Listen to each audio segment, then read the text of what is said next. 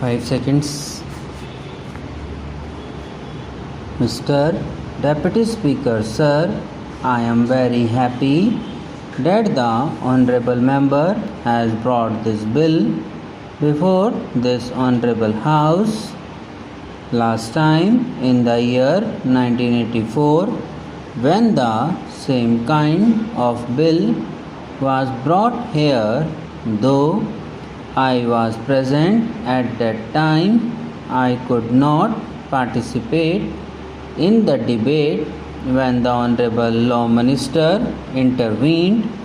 While appreciating the spirit of the bill, said that it is not possible for him to support this bill on the ground that if we include this in the fundamental rights in Article 19, then it cannot be enforced at all.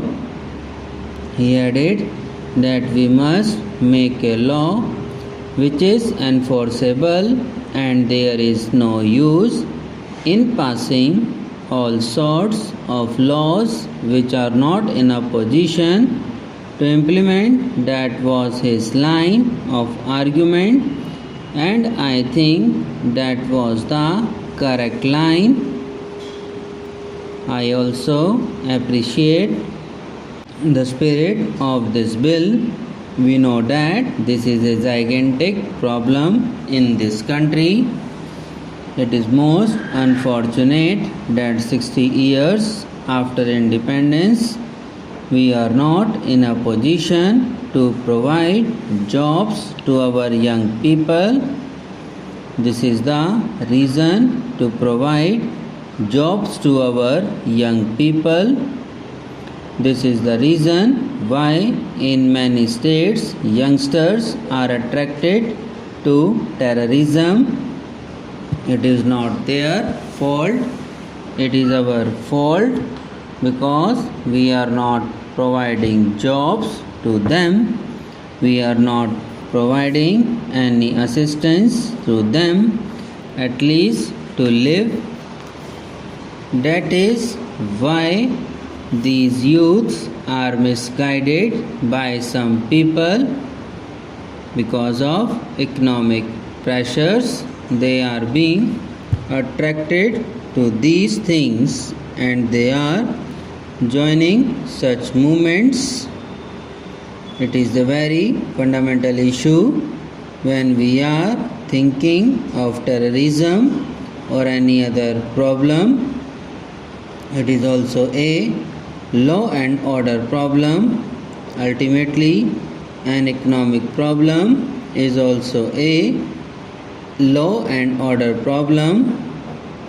When people are not satisfied, when people do not get food, clothing and shelter, naturally they will think of other methods of making money. That is why crimes are going up. In the very capital city of Delhi, we find every day that crimes like robbery, dacoity, murder and other crimes are going up.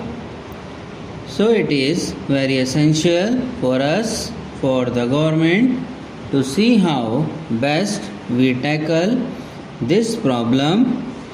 There are so many methods. I am very happy to say that our government have taken several steps in this regard. When we through the report of the Rural Reconstruction Ministry, we see that many steps have been taken. It is not a problem for the cities alone, because about 70 to 80% of the people live in rural areas. If you tackle the rural unemployment problem, I think you will be able to solve ultimately the problem in the cities also. Why there is overcrowding in the cities? It is because the people are not getting any jobs in the villages. They are coming to the cities in search of jobs. That is why there is so much of congestion, housing problem, and all sorts of things in the cities. This is a fundamental issue. If we improve the condition of the poor people in the rural areas, then we will be tackling the problem in the cities also. I am happy to say that our government, the previous government, started to tackle the problem in the rural sector by the new economic program announced by the Honorable Prime Minister. We have taken this problem very seriously, particularly in respect of land reform. Sir, that is the greatest problem facing the rural areas.